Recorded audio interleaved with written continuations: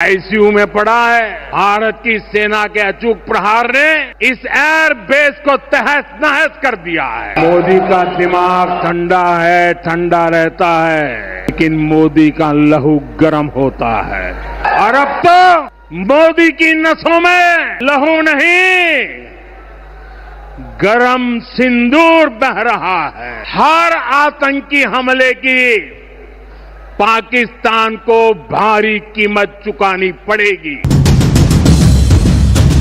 सरहद से प्रधानमंत्री मोदी ने आतंकिस्तान को क्लियर कट मैसेज दिया है, बता दिया है कि ऑपरेशन सिंदूर केवल भारत का रौद्र रूप ही नहीं, नया स्वरूप भी है। पाकिस्तान आतंक फैलाता था, लेकिन पाकिस्तान एक बात भूल गया। अब मां भारती का सेवक मोदी यहां सीना तान कर खड़ा है। सिंदूर मिटाने निकले थे, उन्हें मिट्टी में मिलाया है। जो हिंदुस्तान का लहू बहाते थे, आज कतरे कतरे का हिसाब चुकाया है। जो अपने हथियारों पर घमंड करते थे, आज वो मलबे के ढेर में दबे हुए हैं।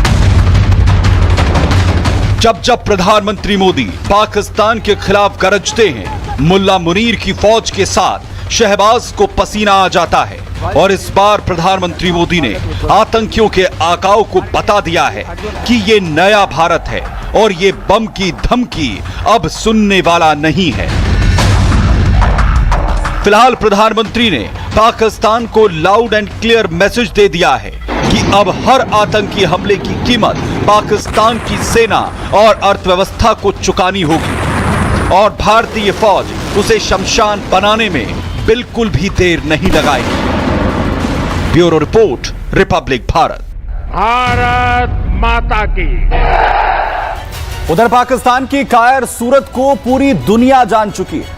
पहलगाम में जिस साजिश को रचा गया, उससे पहले दिल्ली को दहलाने की साजिश कायर पाकिस्तान ने रची थी, लेकिन भारत की एजेंसियों ने इसे पूरी तरह से फेल कर दिया। आखिर कैसे पूरा ऑपरेशन अंजाम दिया गया और कैसे पाकिस्तान की इस नापाक कोशिश को हमारे एजेंट्स ने नाकाम किया, देखिए।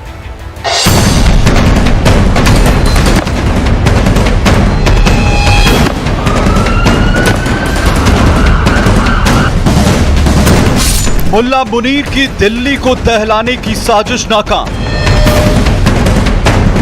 पहलगाम हमले से पहले दिल्ली को दहलाने की तैयारी में थी आईएसआई।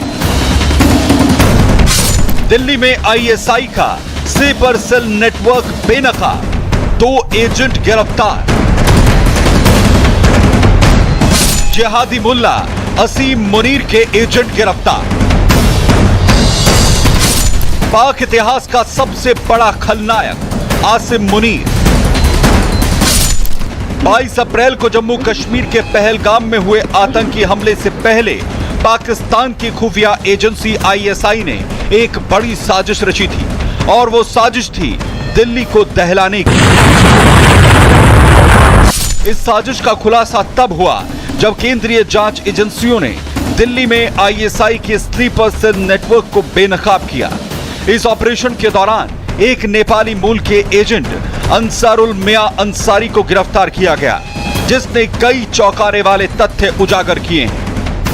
दिल्ली पुलिस की स्पेशल सेल ने आईएसआई के लिए काम कर रहे 2 जासूसों को गिरफ्तार किया है, जिसमें से एक नेपाल मूल का रहने वाला है और दूसरा भारत के ही रांची का रहने वाला है। दरअसल नेपाल का रहने वाला अंसारी दिल्ली आता है और दिल्ली में आर्मी कैंट इलाके के कुछ संवेदनशील जानकारी वो जुटाता है। जब उसको गिरफ्तार किया गया, तब उसके पास से जो फोन बरामद किया, उसकी फोरेंसिक जांच कराई गई और जांच में ये सामने हुआ कि डिफेंस से जुड़े कई दस्तावेज उसके पास मौजूद थे।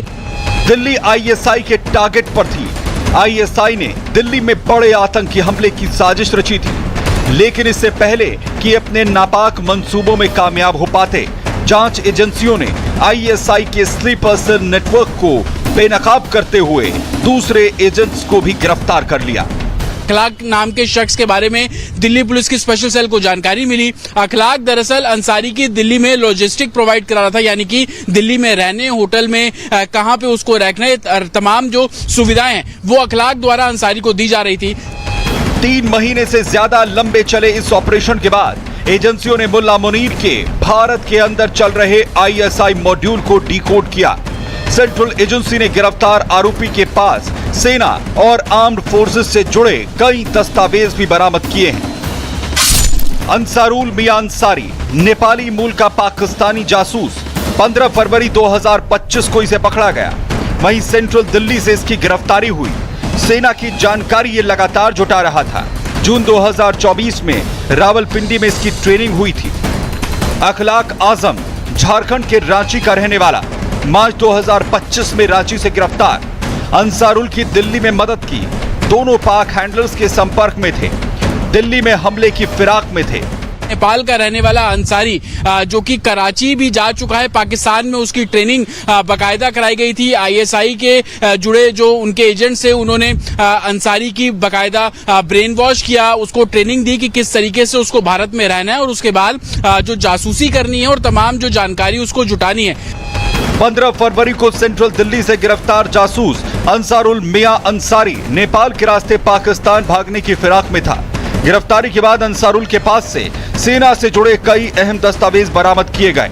इस पूरे नेटवर्क के तार दिल्ली से रांची तक फैले हुए थे, जिसे केंद्रीय एजेंसियों ने अपनी सतर्कता से तोड़ दिया।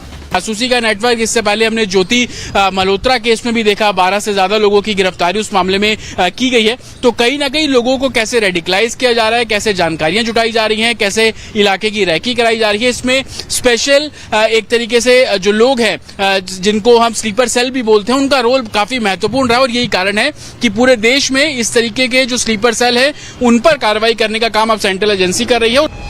फिलहाल पाकिस्तान में बैठे आका भारत में स्लीपर सेल चला रहे हैं, जो एक बड़े आतंकी नेटवर्क की ओर इशारा करता है। Bureau report, Republic Bharat. उधर आतंक किसी भी रूप में हो, भारत उसे पूरी तरह से खत्म कर रहा है। इसकी गवाही छत्तीसगढ़ से सामने आई, जहां नक्सलियों की 27 लाशें गवाही दे रही हैं कि अब लाल आतंक अंतिम सांस ले रहा है और साल 2026 तक पूरा देश लाल आतंक से मुक्त होगा।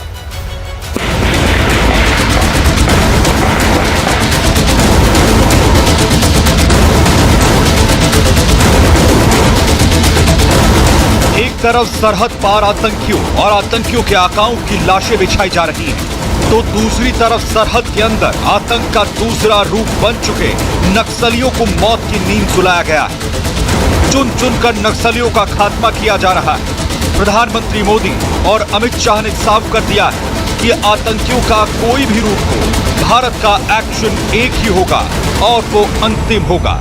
जो सिंदूर मिटाने निकले थे उन्हें मिट्टी में मिलाया है। हिंदुस्तान का लहू बहाते थे, आज कतरे कतरे का हिसाब चुकाया है। 21 मार्च 2026 को इस देश से नक्सलवाद समाप्त। छत्तीसगढ़ में 1 करोड़ के इनामी समेत 27 नक्सलियों का खात्मा किया गया, तो लाशों का ढेर लग गया। एक के बाद एक खूंखार नक्सलियों को समर्पण की चेतावनी दी गई, लेकिन जो नहीं माना उसे मौत की नींद सुला दिया गया। जंगलों में ढेर किए गए नक्सलियों के शव को हेलीकॉप्टर से नारायणपुर लाया गया, जहां से शवों को पोस्टमार्टम के लिए भेज दिया गया। अबूझमाड़ के जंगल में जो पुलिस नक्सली मुठभेड़ हुई, उसमें 27 नक्सली ढेर किए गए। आप ये तस्वीरें देखिए, तमाम जो मारे गए नक्सली हैं उनकी तस्वीर यहाँ पर। और सबसे बड़ी बात ये है कि यहाँ पर जो नक्सल लीडर था, जो 80 से लगातार नक्सलियों को लीड कर रहा था, वसवा राजू, जिस पर कि 1 करोड़ का इनाम सिर्फ छत्तीसगढ़ पुलिस ने इनाम घोषित किया था, वो भी इस एनकाउंटर में मारा गया है। इसमें सबसे अहम नाम है बसव राजू का, जो पिछले 4 दशक से सबसे खतरनाक नक्सल नेटवर्क का रणनीतिकार बना हुआ था और 1 करोड़ रुपए का इनाम घोषित इस पर किया गया था।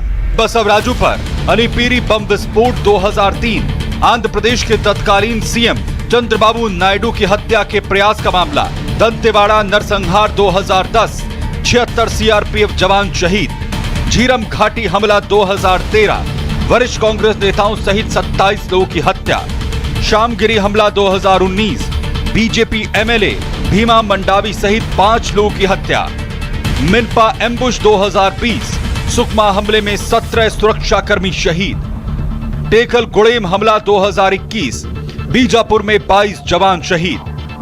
और अब इस खूंखार नक्सली का अंत हो गया है और अब सिर्फ खात्मा नहीं किया गया, इनके पास से बड़ी मात्रा में AK-47, इंसास जैसे एडवांस हथियार भी बरामद हुए हैं। नक्सलियों से अत्याधुनिक हथियार भी बरामद किए गए। फिलहाल देखिए छत्तीसगढ़ के जो डीजीपी हैं वो खुद यहाँ पर मौजूद हैं और जो नक्सलियों से हथियार बरामद किए गए जैसे कि 9mm कार्बाइन, AK-47, BGL और इस यहाँ पर उसका निरीक्षण कर रहे हैं खुद।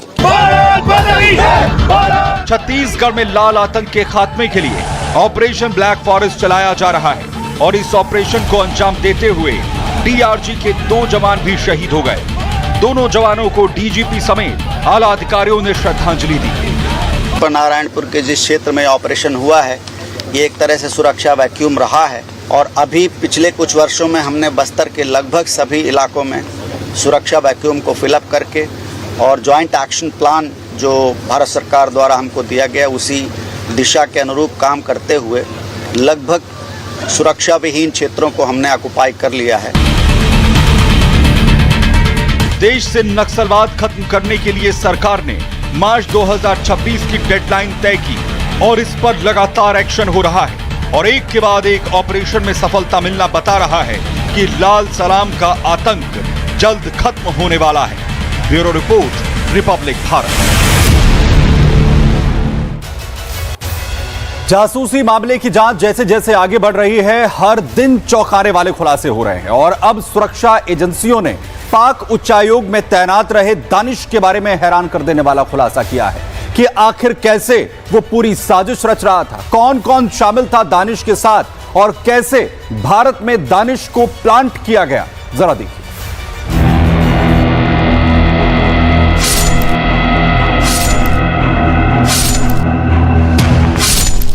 पाकिस्तान की ISI ने भारत में स्लीपर सेल के साथ एक नया मॉड्यूल एक्टिव किया था और वो था सोशल मीडिया की स्वतंत्रता को हथियार बनाना। सोशल मीडिया इन्फ्लुएंसर्स को मॉड्यूल का हिस्सा बनाया जाता था और उसमें 12 से ज्यादा लोगों को फंसाया जा चुका था। उसका मुखिया था दानिश, वही दानिश जो पाकिस्तान उच्चायोग में तैनात था। कहने को पाकिस्तान उच्चायोग में लोग वीजा के लिए जाते, लेकिन पाक एम्बेसी में कई नापाक साजिशें रची जाती।